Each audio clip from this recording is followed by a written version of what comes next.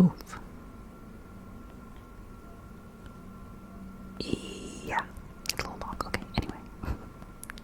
So, I figured I'd post another story that just recently came back up in conversation with my friends and I. I might have posted something regarding this thing before in more detail, but I don't remember.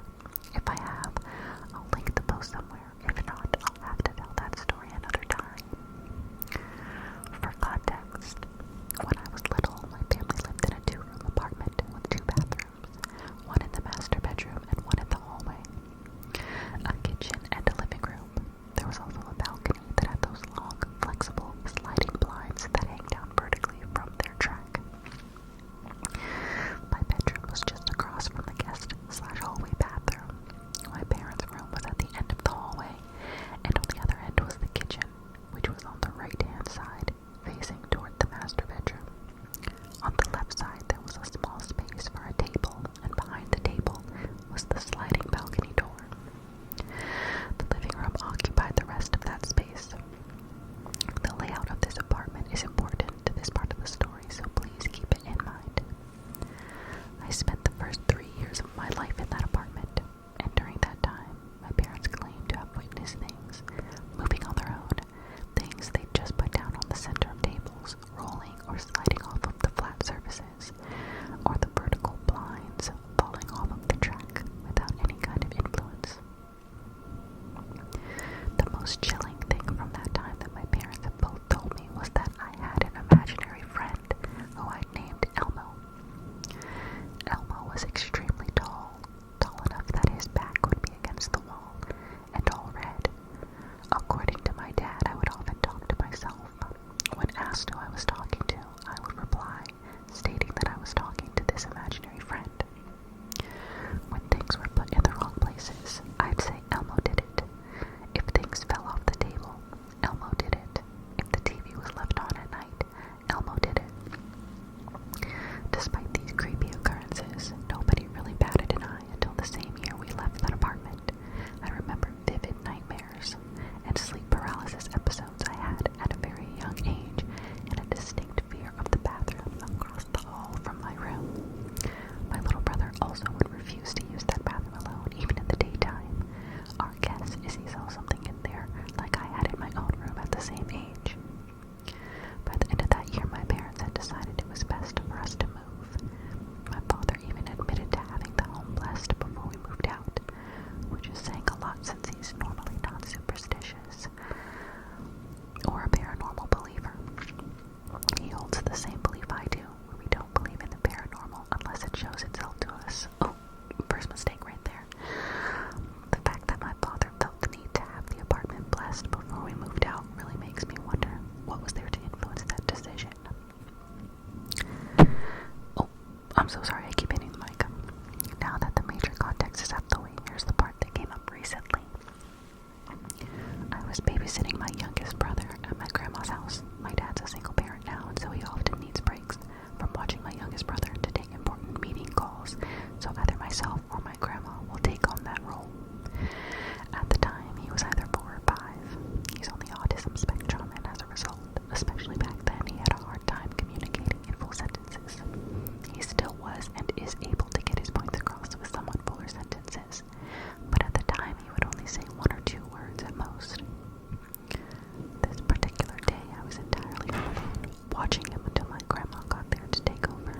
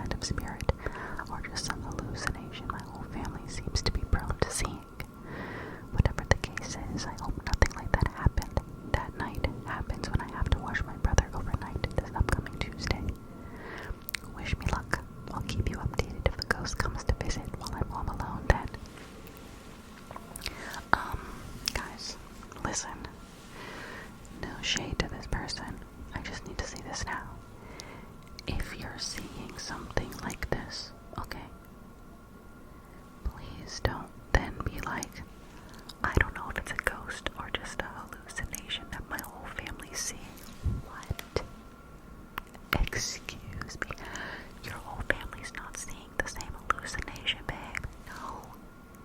It's real. You're seeing it. Oh my goodness. The thing is, with ghosts and stuff, believe it, y'all. If you see it, believe it. Come on. We try to convince ourselves that we're not really seeing it because it's horrifying, but like, come on. It's there, okay? Me personally, this would freak me out, especially if the imaginary friend, we're calling them Elmo, and that's supposed to be such a happy character. And it's this huge, tall, this huge, tall shape. Now, when I was younger, I love how I'm saying was, I still am. I still don't really like it. But I used to sleep with my light on for a very long time when I was younger. I refused to have my light off because I couldn't sleep in the dark. And then I finally got to a point where I could turn my light off, but I had to have a nightlight because I'm not sleeping in pitch black. No, ma'am. And when I was really young, I couldn't sleep with my door shut. It had to be cracked because I was terrified that, I don't know, there was no logic to this, but I was like, if someone comes in here, I can't have the door shut. I have to be able to leave. I had to be able to like see a little bit of the hallway. I don't know. There was no logic. And now I'm at the point, and I have been for many years, where like the door has to be shut completely. I cannot see into the hallway. I can't see into a bathroom. I don't need to see anything. I just want my door shut. And yes, your girl still sleeps with the nightlight. And what about it? What about it? I'm lucky now to live kind of like, I live on a higher floor in my apartment. So I can sleep with my blinds open comfortably. So I don't need the nightlight right now, but I use it. I don't care. It's all about comfort, baby. Anyway, I digress. Let's move on. What's next? This one doesn't even have a legit title. It just says, "This is for real, and I don't know what to do." Hey, I'm 14 female, and things lately have been unexplainable. So I always have been able to see things and hear things. I often tell people about my experiences, but everybody shrugs it off. Until last night, me and my sister were home alone due to my mother having to go to a business meeting out of state. I usually see things while she's gone, but this was insane. I'm gonna cut to the chase, because who wants lore on a 14-year-old girl? Anyways, as I was walking down the stairs, I heard shuffling. Keep in mind it was dark. I said out loud, "Emma, you're not funny. You know I see stuff. Please stop." Then suddenly my feet were swept out from under me and I fell down the stairs. My sister Emma ran out of her room and turned the lights on and asked me what happened. I was shocked. I simply told her to go back to bed. But here's where things get horrific. I walked into my room and heard a man giggling. Go! I quickly scanned my room, and that's when I saw it. I saw a man that was around 40 years of age. His eyes were wide and his face pale. He had no hair and his mouth was slit. I screamed and I haven't been in my room since. Please help. I don't know what to do. Oh, no, no, no, no, no, no.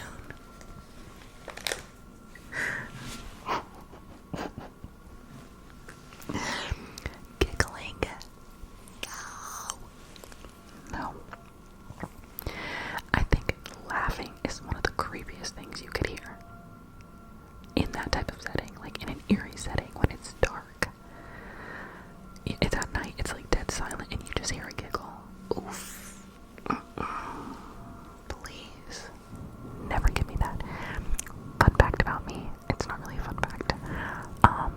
The scariest thing to me is children. And I don't mean like having children or just like children being present. I mean anytime children are in like a scary movie and you just hear like footsteps and the little kid is like giggling and like running around. No, I don't like that. Or if any of you have seen the movie Sinister, I'm not gonna spoil it, but listen, kids are horrifying and that movie scarred me.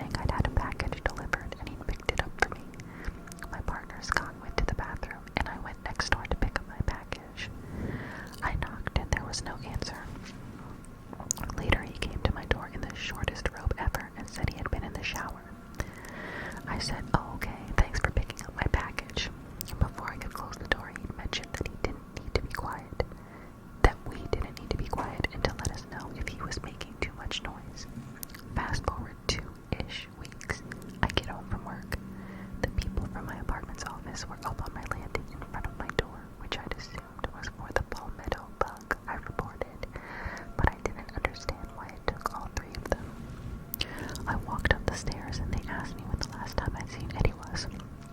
I told them about the encounter 2 weeks prior. I entered my apartment. A few minutes later, they knocked on my door and asked me if the man on this scan of an ID was my neighbor, to which I confirmed. After that, I went to the 7-Eleven to pick up some ice, and when I'd returned, there were 2 police cars in the parking lot. I approached the stairs, and everyone on the landing was looking at me. When I got up the stairs, the officer asked me when the last time I'd seen Eddie was. I'd reiterated my previous answer. I went back to my apartment and started my nightly cleaning. Around 10 minutes later, a different cop knocked and asked me the same question, to which I obliged. I was the last person to report seeing him. While the officer was asking me questions, the apartment office staff were talking to another cop, and they said, "Oh, he's in there and all melty." My neighbor died. Apparently it is likely that it was a week or 2 ago because he'd been so decomposed. He leaked into the apartment downstairs. He must not have had anyone to check on him in that time. That's now one of my worst fears. I also feel bad for not checking on him because I hadn't seen him in a while, but I just attributed it to opposite schedules, as I work a Monday through Friday, 8 to 5. The creepiest part is, I've been hearing sounds from the apartment knocking as if someone was living there. I also found out that this is likely the root of my bedroom palmetto bug problem, since I'm particular about keeping my apartment clean. I've slept on my couch the past week. It's hard living here alone at night now.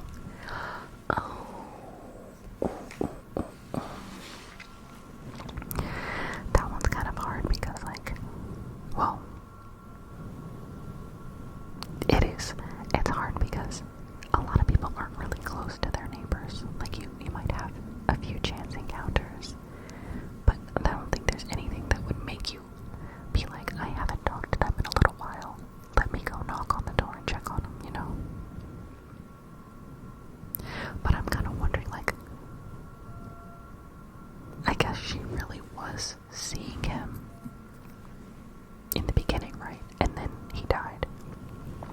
But the vibe I was getting was that I thought it was gonna be like they found out our neighbor had passed away a long time ago, but she had been seeing him during the time he was supposed to be dead. And I was gonna be like, oof. But the noises and stuff from the apartment, I would have to move if anyone ever died near me, in the apartment next to me or something.